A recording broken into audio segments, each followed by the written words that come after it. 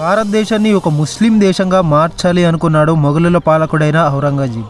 చాలామంది హిందూ రాజులను ఓడించి వాళ్ళ రాజ్యాలలో ఉన్న హిందూ దేవాలయాలను కూల్చివేయించాడు. ప్రజలలో కూడా చాలామందిని హింసించి ఇస్లాం మతానికి మార్చేశాడు. ఇలా భారతదేశంలో ఉన్న చాలా ప్రాంతాలను తన ఆధీనంలోకి అయితే తెచ్చుకునే సమయంలో దక్షిణ ప్రాంతంలో కనీసం జెండా కూడా పాతలేకపోయాడు. ఆ దరిదాపుల్లోకి వెళ్ళాలంటే భయపడేవారు. ఎందుకంటే ఆ మరాఠా సామ్రాజ్యాన్ని పరిపాలిస్తుంది మరెవరో కాదు, ఛత్రపతి శివాజీ మహారాజ్.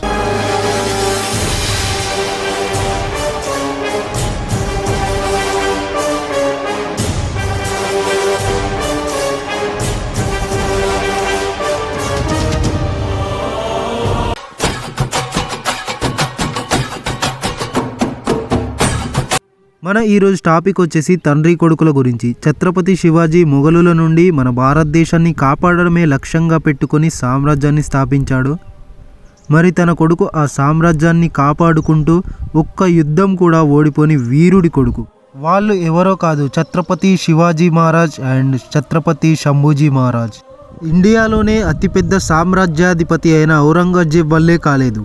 బయట వాళ్ళు ఎన్ని పథకాలు వేసినా వాళ్ళని తిప్పికొట్టారు.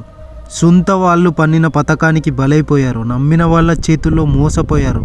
వాళ్ళు బతికున్నంత వరకు వాళ్ళ రాజ్యం సైడ్ ఎవరు కన్నెత్తి కూడా చూడలేదు. చనిపోయాక కూడా ప్రజల్లో వాళ్ళు ఇచ్చిన ధైర్యం ఇంకా బతికే ఉంది. ఛత్రపతి శివాజీ మహారాజ్ అండ్ శంభూజీ మహారాజ్ ఏ విధంగా చనిపోయారో తెలుసుకుందాం.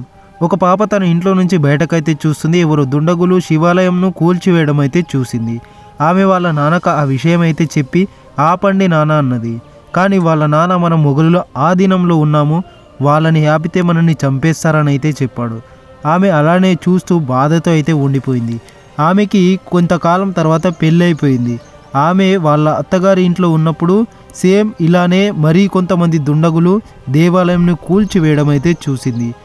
తన భర్తకి జరిగిందంతా చెప్పి ఆపమని చెప్తుంది. అప్పుడు తన భర్త కిల్జియా ప్రభువుల ఆధీనంలో మనమైతే ఉన్నాము, మనం గనక ఆపితే మనల్ని చంపేస్తారని అయితే చెప్పాడు.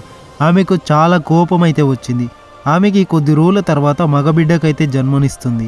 ఆమె వాళ్ళ కొడుకుకి హిందూ ధర్మం ఎలా కాపాడుకోవాలి, రామాయణం, మహాభారతం, పురాణాలు, వాటిలోని మంచి చెడు, హిందూ ధర్మంపై జరుగుతున్న దాడులు, వాటిని ఎలా ఎదుర్కోవాలి, స్త్రీల పట్ల ఎలా గౌరవంగా మెదులుకోవాలి, యుద్ధ విద్యలు అన్నీ చెప్పుకుంటూ తన కొడుకుని పెంచి పెద్ద చేసింది. ఒకరోజు మళ్ళీ ఆమె బయట నిలబడైతే చూస్తూ ఉండగా కొంతమంది దుండగులు దేవాలయం అయితే కూల్చడం చూసి ఆమె వాళ్ళ కొడుకు అయితే చెప్తుంది.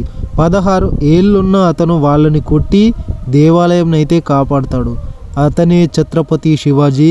వాళ్ళ అమ్మ జిజియాబాయ్ అమ్మ మాట విని వీరుడయ్యాడు. ఛత్రపతి శివాజీ మహారాజ్ 1630 ఫిబ్రవరి 19న మహారాష్ట్ర పూణే జిల్లాలోని జూనూర్ దగ్గరలో ఉన్న శివనీర్ కోటలో జిజియాబాయ్ షాహాజీ భోస్లే దంపతులకు అయితే జన్మించాడు. మరి జిజియాబాయ్ సిండికేట్ లీడర్ అయిన లఖుజీరావు జాదవ్ అనే అతని కూతురు. చిన్నప్పటి నుంచి హిందూయిజం గురించి అయితే అర్థం చేసుకుంది. దానివల్లే దేవాలయాలను కాపాడమని అందరికైతే చెప్తుంది. శివాజీ మహారాజ్ హిందూ ధర్మం గురించి పూర్తిగా అమ్మ దగ్గరే నేర్చుకుంటూ పెరిగాడు. ఒకరోజు మహమ్మద్ ఆదిల్ షాతో యుద్ధం ఓడిపోవడం వల్ల శివాజీ వాళ్ళ నాన్న కర్ణాటకకి వెళ్ళాలని మహమ్మద్ ఆదిల్ షా ఆదేశించాడు. షాహాజీ భోస్లే తన రాజ్యాన్ని జిజియాబాయికి అయితే అప్పగించి పెద్ద కొడుకు అయిన శివాజీ మహారాజ్ను అయితే తీసుకొని బెంగళూరుకి అయితే వెళ్ళిపోతాడు. శివాజీ మహారాజ్ చదువంతా తన ఆస్థానంలో జరుగుతుంది. వాళ్ళే శివాజీని ఒక మంచి రాజులా అయితే పెంచుతారు. ఆ తర్వాత సాయిభాయ్ నింబాల్కర్తో శివాజీ మహారాజ్ పెళ్లి జరుగుతుంది. శివాజీ మహారాజ్ 15 సంవత్సరాలున్న సమయంలోనే తనకు తన నాన్నకి నమ్మకమైన మావుల్ ప్రాంతంలో ఉన్న ప్రజలని నమ్మకమైన సైనికులుగా అయితే పెట్టుకుంటాడు. మరి పూణే ప్లేస్ని ఇనాయత్ ఖాన్ నుండి, చాకన్ అనే ప్రాంతంను ఫిరంగీజీ నర్సులా నుండి, కొండన అనే ప్రాంతంను ఆదిల్ షా గవర్నర్ దగ్గర నుండి, అదేవిధంగా సింగగర్, పురందర్ ప్రాంతాల మీద దాడి చేసి తన ఆధీనంలోకి అయితే తెచ్చుకుంటాడు. శివాజీ మహారాజ్ యుద్ధం చేసేది తన అమ్మ కోరికైన హిందూ ధర్మాన్ని కాపాడుకోవడానికి. మహమ్మద్ ఆదిల్ షాను శివాజీ ఒక థ్రెడ్లా అయితే భావిస్తాడు. కానీ తన తండ్రిని 1648లో మహమ్మద్ ఆదిల్ షా బంధిస్తాడు. తన తండ్రిని కాపాడుకోవడానికి యుద్ధం ఆపుతానైతే చెప్తాడు. 1658లో మళ్ళీ యుద్ధాలైతే శివాజీ మహారాజ్ మొదలు పెడతాడు. వ్యాలీ ఆఫ్ జవాలిని చంద్రరావు మోర్ దగ్గర నుండి తన ఆధీనంలోకి అయితే తెచ్చుకుంటాడు. ఎందుకంటే అంతకుముందు మహమ్మద్ ఆదిల్ షా శివాజీని చంపడానికి తన సైన్యాధికారుడైన అఫ్జల్ ఖాన్ను 1659లో శివాజీ మీదకి దాడికైతే పంపిస్తాడు. యుద్ధం ఓడిపోతానని శివాజీ మహారాజ్ అయితే భావించి తనతో సంధి కుదుర్చుకుంటాడు. అఫ్జల్ ఖాన్ శివాజీ మీదకు దాడి చేసినప్పుడు తన పులిగోర్ల లాంటి ఆయుధాలతో చంపేస్తాడు. అఫ్జల్ ఖాన్కు హెల్ప్ చేసిన చంద్రరావు మోర్ని కూడా దాడి చేయడానికి ఇది ఒక కారణం. అప్పుడే శివాజీ మహారాజ్కి శంభూజీ మహారాజ్ అయితే పుడతాడు. శంభూజీ మహారాజ్ పుట్టిన 2 సంవత్సరాల్లోపే వాళ్ళ అమ్మ అయితే చనిపోతుంది. తన బాల్యం మొత్తం జిజియాబాయి దగ్గరే గడుస్తుంది. మహమ్మద్ ఆదిల్ షా మళ్ళీ శివాజీ మీదకు దాడికి జమాన్ అనే సైన్యాధికారిని అయితే పంపుతాడు. శివాజీ మహారాజ్ అతన్ని చిత్తు కింద ఓడిస్తాడు. శివాజీ మహారాజ్ బిజాపూర్ సుల్తాన్ అయితే ఓడించి వరుసగా యుద్ధాలు గెలవడం, సుల్తాన్లను మొఘలులను టార్గెట్ చేయడం వల్ల మొఘలుల ఎంపైర్ అయిన ఔరంగజేబ్ అతన్ని గమనించడం అయితే మొదలు పెడతాడు. శివాజీ మహారాజ్ ముస్లింలకు వ్యతిరేకి కాదు, హిందువులను ముస్లింగా మార్చే పాలకులకు వ్యతిరేకి, దేవాలయాలు కూర్చివేసే వాళ్ళకు వ్యతిరేకి. ఔరంగజేబ్ను టార్గెట్గా పెట్టుకొని యుద్ధాలైతే చేశాడు. ముస్లింలను తక్కువగా చూడలేదు. తన సైన్యాధికారి ముస్లిమే, తన స్నేహితులు చాలామంది ముస్లింలే ఉన్నారు. తన సైన్యాన్ని మొత్తం ముస్లిం చేతుల్లో అయితే పెట్టి రాజ్యాన్ని నడిపించాడు. ఒకసారి యుద్ధం గెలిచిన తర్వాత ముస్లిం అమ్మాయి శివాజీ సైనికులు అయితే బంధించడం అయితే జరిగింది. శివాజీ మహారాజ్కి అయితే కోపం వచ్చి ఆమె దగ్గరికి అయితే వెళ్ళి ఆమె పాదాలకైతే నమస్కరించి నన్ను క్షమించు అంటూ వేడుకున్నాడు. మరి సైనికుడు, మహారాజా, మన హిందూ ఆడవాళ్ళను ఎంతో దారుణంగా చూస్తున్నారు కదా అని అడిగాడు. శివాజీ మహారాజ్ అప్పుడు, నువ్వు వాళ్ళను బంధించి తీసుకురా, అప్పుడు నువ్వు సైనికుడు అని ఒప్పుకుంటా, వాళ్ళను వదిలేసి అమ్మాయిలను పట్టుకొస్తే అది చాలా తప్పు అని నిలదీశాడు. ఆ సైనికుడు క్షమించమని వేడుకొని ఆమెని ఇంటి దగ్గర దింపేశాడు. శివాజీ మహారాజ్ ముస్లింలకి వ్యతిరేకి అయితే కాదు. శివాజీ మహారాజ్ మొఘలుల సామ్రాజ్యంలో హిందువుల మీద జరిగే అకృత్యాలను చూసి బాధపడుతుండేవాడు. దీన్ని ఎలాగైనా ఆపాలని అనుకున్నాడు. ఔరంగజేబ్ టెరిటర్ అయిన అహ్మదానగర్, జూనూర్లో ఉన్న సంపద మొత్తం దోచుకొని తన సైన్యం మీద అయితే ఖర్చు పెడతాడు. అప్పుడు ఔరంగజేబ్ డెక్కన్ ప్రాంతాన్ని పరిపాలిస్తున్న తన మేనమామ అయిన షాయిస్తా ఖాన్ని శివాజీ మీదకు దాడికైతే పంపుతాడు. షాయిస్తా ఖాన్ శివాజీ మీద పెద్ద దాడి చేసి చాలా కోటలను అయితే తన ఆధీనంలోకి అయితే తీసుకుంటాడు. శివాజీ మహారాజ్ గెరిల్లా యుద్ధాన్ని అమలు పరిచేవాడు. తాను గెలవను అనుకునే సమయంలో సైన్యాన్ని కాపాడుకోవడానికి. ఆ తర్వాత పుంజుకొని చెట్లపై నుంచి దాడి చేసేవాడు. అలాగే షాయిస్తా ఖాన్ లాక్కున్న కోటలన్నీ మళ్ళీ శివాజీ మహారాజ్ తన ఆధీనంలోకి అయితే తెచ్చుకున్నాడు. శివాజీ మహారాజ్ పూణేలో షాయిస్తా ఖాన్ మీద అయితే దాడి చేసి తన చేతి వేళ్ళు అయితే నరికి వేస్తాడు. మరి షాయిస్తా ఖాన్ ప్రాణాలు రక్షించుకోవడానికి మొఘల సామ్రాజ్యానికి అయితే పారిపోతాడు. ఈ యుద్ధం వల్ల ఛత్రపతి శివాజీ సంపద అంతా అయిపోతుంది. మొఘల సామ్రాజ్యంలో సూరత్ అనే ప్రాంతం పైన దాడి చేసి అక్కడ సంపద మొత్తం తీసుకుంటాడు.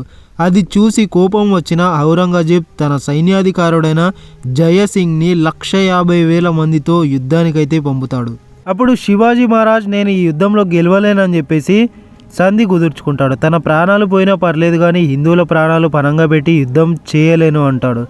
ఔరంగజేబ్ శివాజీ దగ్గర ఉన్న 24 కోటలు నష్టపరిహారం కింద 4 లక్షల డబ్బులు ఇవ్వాలని కోరుతాడు. దానికి శివాజీ మహారాజ్ ఒప్పుకుంటాడు. ఔరంగజేబ్ శివాజీ మహారాజ్ గొప్పతనం అయితే అర్థమవుతుంది. నా పక్కన ఉంటే ఆఫ్ఘనిస్తాన్ని స్వాధీనం చేసుకుంటాను అనుకుంటాడు. ఒకరోజు ఔరంగజేబ్ శివాజీ మహారాజ్ని ఆగ్రాకు రమ్మని చెప్తాడు. శివాజీ మహారాజ్ తన కొడుకు అయిన శంభూజీ మహారాజ్ని తీసుకొని ఆగ్రాకు అయితే వెళ్తాడు. ఔరంగజేబ్ శివాజీ మహారాజ్ని ట్రీట్ చేసే విధానం శంభూజీ మహారాజ్కి నచ్చదు. శంభూజీ మహారాజ్ ఆ సభ నుండి లేచి బయటికైతే వెళ్ళిపోతాడు. దానికి ఔరంగజేబ్కు కోపం అయితే వచ్చి వాళ్ళిద్దరినైతే బంధిస్తాడు. అప్పుడు శివాజీ మహారాజ్ నమ్మకస్తుల సహాయంతో అక్కడి నుండి బయటకి తన కొడుకుని తీసుకొని వచ్చేస్తాడు. అప్పటి నుండి తన సైన్యం బలపరుచుకోవడానికి మొఘలుల మీద దండయాత్ర చేస్తూనే ఉండేవాడు. 1670 నుండి శివాజీ మీదకి ఎవరైనా దాడికి రావాలంటే భయపడేవారు. 10 సంవత్సరాలు హిందువులను, హిందూ ధర్మాన్ని కాపాడుకోవడం తన లక్ష్యంగా పెట్టుకొని పరిపాలన చేశాడు. అప్పటి నుంచే శివాజీ మహారాజ్కి ఛత్రపతి అనే బిరుదిచ్చారు. చాలా టెంపుల్స్, మసీదులు కూడా కట్టించాడు. 1680లో శివాజీ మహారాజ్ చనిపోయాడు. చనిపోవడానికి తన రెండో భార్య హస్తం ఉందని అంటుంటారు. ఎందుకంటే శివాజీ ఫస్ట్ భార్య కొడుకైన శంభూజీ మహారాజ్ రాజును చేస్తాడు కాబట్టి. అప్పుడు నా రెండవ కొడుకు అయిన రాజారాంకి రాజ్యం దక్కదని విషమిచ్చి చంపేసిందని అంటుంటారు. అదేవిధంగా శంభూజీ మహారాజ్ని కూడా చంపాలని చూసిందని అయితే చెప్తారు. Shambhuji Maharaj life story. శివాజీ మహారాజ్ చనిపోయాక ఔరంగజేబ్ భయం పోయింది. ముందు నుండి ఔరంగజేబ్ భారతదేశాన్ని ఇస్లాం దేశంగా మార్చాలనుకున్నాడు. చాలా ప్రాంతాలను అయితే స్వాధీనమైతే చేసుకున్నాడు, కానీ మరాఠా సామ్రాజ్యాన్ని ఏం చేయలేకపోయాడు. శంభూజీ మహారాజ్ పోయిన భయంను మళ్ళీ ఔరంగజేబ్కి అయితే గుర్తు చేశాడు. శంభూజీ మహారాజ్ శివాజీ మహారాజ్ ఎవరి దగ్గర పెరిగాడో ఆమె దగ్గరే శంభూజీ మహారాజ్ పెరిగాడు. జిజేబాయ్ శివాజీని ఏ విధంగా పెంచి పెద్ద చేసిందో శంభూజీని కూడా అదే విధంగా పెంచి పెద్ద చేసింది. తండ్రి చనిపోయిన భయం లేకుండా రాజ్యాన్ని తన ఆధీనంలోకి అయితే తెచ్చుకున్నాడు. మొఘలులు హిందూ స్త్రీ పైన చేయి వేయాలనుకున్నా వణుకు పుట్టేలా చేశాడు. ఏ ఒక్కరు కూడా శంభూజీకి ఎదురు నిలవలేకపోయారు. శంభూజీకి అప్పుడే చావా అనే బిరుదునైతే ఇచ్చారు. చావా అంటే మరాఠాలో చిన్న సింహం అని అర్థం. ఔరంగజేబ్ దక్షిణ భారతదేశంలో ఒక్కొక్కటి ఓడించడం అయితే మొదలు పెడతాడు. శంభూజీ మీద యుద్ధం అయితే ప్రకటిస్తాడు. తన చిన్న సైన్యంతో తండ్రి దగ్గర నేర్చుకున్న విద్యలతో యుద్ధానికైతే వెళ్తాడు. 5 నెలలు జరిగిన యుద్ధం శంభూజీ ఔరంగజేబ్ను వెనక్కి పరిగెత్తేలా చేస్తాడు. 3 సార్లు ఔరంగజేబ్ని అయితే ఓడిస్తాడు. ఔరంగజేబ్ పోర్చుగీస్ వారిని యుద్ధానికైతే పంపిస్తాడు. శంభూజీ వాళ్ళని చిత్తు కింద ఓడగొడతాడు. ఔరంగజేబ్ మరాఠా సామ్రాజ్యాన్ని ఏమీ చేయలేక దాని మీద ఆశలైతే వదిలేసుకుంటాడు. మరాఠా ప్రజలు స్వేచ్ఛగా అయితే జీవించసాగారు. ఒక ముస్లిం వ్యక్తి శంభూజీ మహారాజ్ దగ్గరకు వచ్చి, మహారాజా నేను ఒకప్పుడు హిందువుని, కానీ మొఘలులకు భయపడి ఇస్లాంగా అయితే మారిపోయాను. నేను హిందువుగా మారాలనుకుంటున్నాను. నన్ను తోటి హిందువులే మారనివ్వట్లేదని చెప్తాడు. నేను చనిపోతానని కత్తి తీసుకొని పొడుచుకోబోతాడు. అప్పుడు శంభూజీ మహారాజ్ అయితే ఆపి, నేను మాట్లాడి నిన్ను హిందువుగా మార్చే ఏర్పాటైతే చేస్తానని చెప్తాడు. అలాగని ఇస్లాంలోకి మారిన వాళ్ళందరినీ హిందువులుగా మార్చే ప్రయత్నం అయితే శంభూజీ మహారాజ్ అయితే చేయలేదు. రాజు అనే హోదాని దుర్వినియోగం అయితే చేసుకోలేదు. శంభూజీ మహారాజ్ బొమ్మర్ది వాళ్ళ భార్య వాళ్ళ తమ్ముడు గంగి షిర్కీకి ఏదైనా పని కావాలని కోరగా ఏ పని రాదని చెప్పేసి ఆయనకి ఇవ్వలేదు. కోపంతో ఔరంగజేబ్ దగ్గరికి అయితే వెళ్ళి శంభూజీ మహారాజ్ రహస్యంగా వెళ్ళే దారి గురించి అయితే చెప్పాడు. ఆ రహస్య మార్గంలో ఒక్కడే వెళ్తుండగా ఔరంగజేబ్ పట్టుకొని శంభూజీ మహారాజ్ని అయితే బంధించారు. చిత్రహింసలు అయితే పెట్టారు. ఒకరోజు ఔరంగజేబ్ శంభూజీ మహారాజ్ దగ్గరికి అయితే వచ్చి, నేను చెప్పే 3 షరతులు అయితే ఒప్పుకుంటే నిన్ను వదిలేస్తానైతే చెప్పాడు. ఫస్ట్ది ఔరంగజేబ్ గొప్పవాడని ఒప్పుకోవాలి. రెండోది సామ్రాజ్య సంపద మొత్తం మొఘలులకైతే ఇవ్వాలి. మూడోది ఇస్లాంగా మారాలని 3 షరతులు అయితే పెట్టాడు.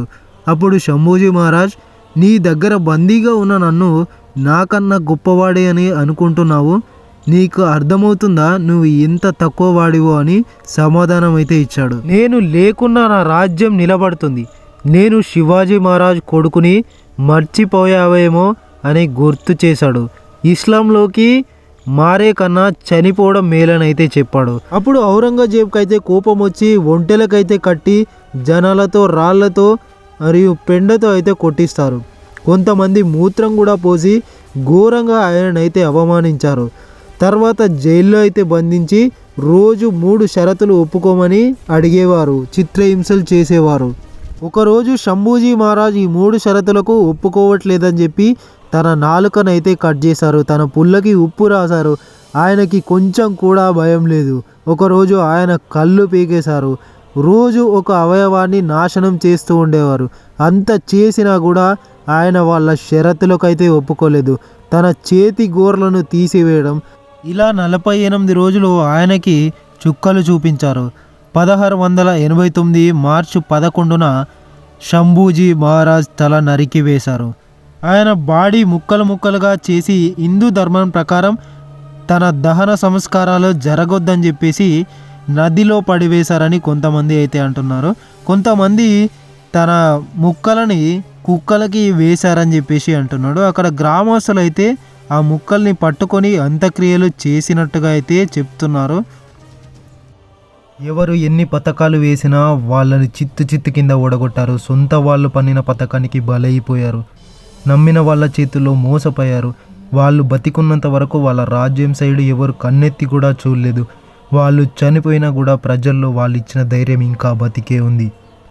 మీకు ఈ వీడియో కనుక నచ్చితే లైక్ చేయండి, షేర్ చేయండి, సబ్స్క్రైబ్ చేయండి. మరొక వీడియోతో మళ్ళీ కలుద్దాం. Thank you.